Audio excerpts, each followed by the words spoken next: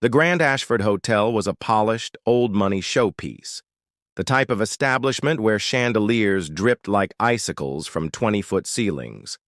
I sat rigidly at a front table, the champagne tasting like denial. The Boston social elite surrounded. Me, the whiskey glass slick against my palm, condensation dripping over the white linen. Pretending that the air smelled of gardenineous perfume, society sipped and laughed. At the altar, my brother, Brendan Reed, stood with his golden boy family, something horrible that no one dared to admit. Beside him, looking stunning in a dress that most likely cost more than my Lily Hartman, was the ideal social bride to everyone else. This appeared to be a fairy tale, but I knew better. The officiant talked endlessly about love and dedication, but I hardly paid attention. Every nerve ending was taut, every muscle strung, my mind racing. I was waiting.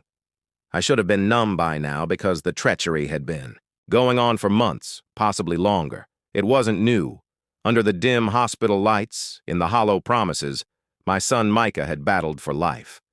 One late night, my wife, Savannah, had passed away while he lay in a sterile bed, one errand at a time. And it was Brendan, my brother, who had caught her. The texts I discovered too late burned into my memory. That's what they said when she collapsed. Cheers from the ballroom dragged me back to this moment, their marriage, sealed with a lie and a kiss. Brendan smiled, handsome and beaming. A man who thought he deserved everything, even what was mine.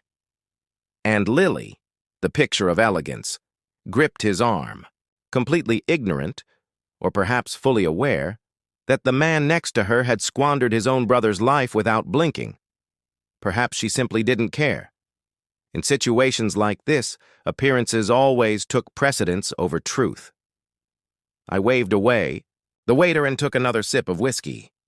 The burn sharpened the edges of the glass in my hand. Belle, my sister, offered me a tight, concerned smile. She knew just enough to keep a close eye on me, the way you would a ticking time bomb. The clinking of a spoon against a glass drew the room's attention. Brendan stood up, his arms still around Lily's waist. Before the dancing and debauchery could begin, he said, "I believe it's only fitting that we hear a few words from my brother Nolan." His voice was silky, well-practiced, daring me to play nice, daring me to keep his secrets neatly tied up. 100 eyes turned to me, heavy with expectation. The family disappointment. The prodigal brother who couldn't keep his marriage or cope with his grief long enough to fake a smile at a wedding. I stood slowly, my chair clattering noisily on the marble floor.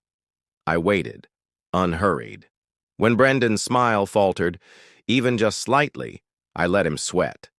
Raising my glass, my voice steady, and carrying, I said, "Here's to Brendan, the man who not only took my wife but abandoned me to bury my son alone." For a heartbeat, the ballroom froze.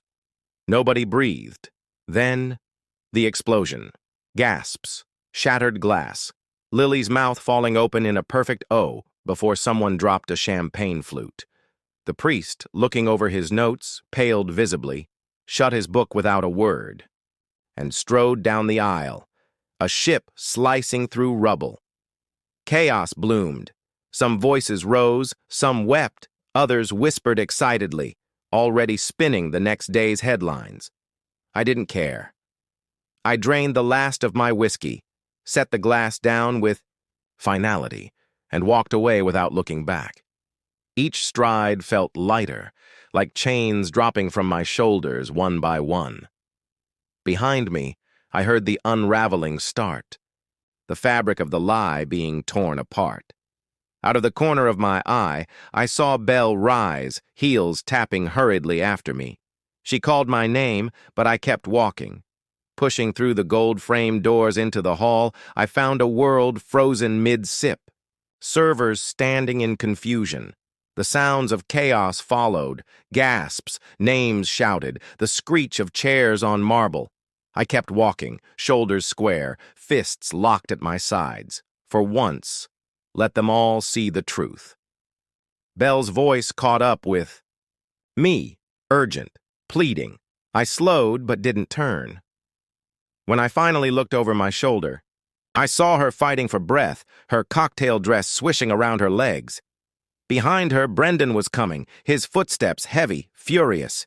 "You couldn't just leave it alone, could you?" he snapped. I turned to face him, head high, hands at my sides. He looked every inch the wounded prince, tuxedo perfect, hair just loose enough to seem heroic if you didn't look too closely. "You had to spoil it," he sneered. "Had to make it about you." I laughed, low and bitter. "About me?"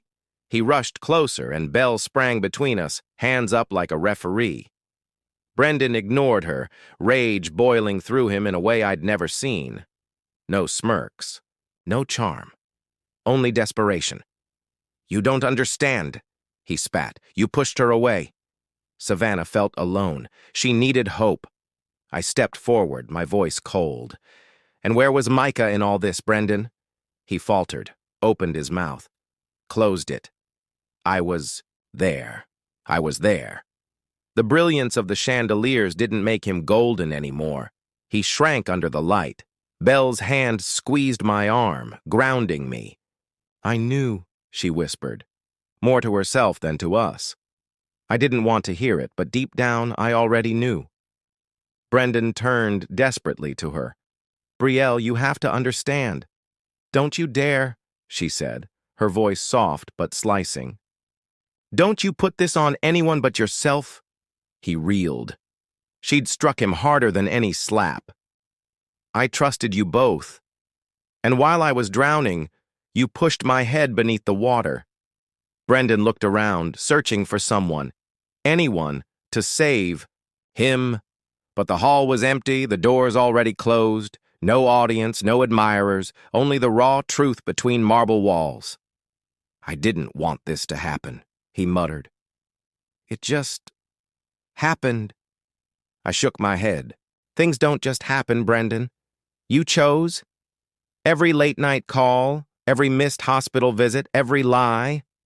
His shoulders sagged. He looked nothing like the boy who used to crawl into my bed after nightmares. Maybe that boy had been gone longer than I wanted to admit. "You think," Brendan sneered, "that blowing up my wedding fixes anything?" Belle tugged at my arm again, whispering, "Come on." "No," I said, voice steel. "But it sure as hell ends the lie." For the first time in a long time, I agreed with her. He wasn't worth it. I turned without another word. Brendan sank against the wall, crumbling in his own wreckage. Each step away from him felt lighter, fresher, like shedding a skin I'd outgrown. Without realizing it, the ballroom doors strained against the coming tidal wave of scandal, but I didn't care anymore. Let them all see. Let them all know what happens when you build a kingdom on betrayal. The night outside hit me like a slap, sharp and clean.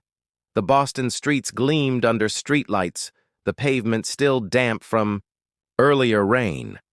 I stood by the valet stand, breathing in the crisp air, trying to exhale the night's poison. For the first time in what felt like years, I had torn free.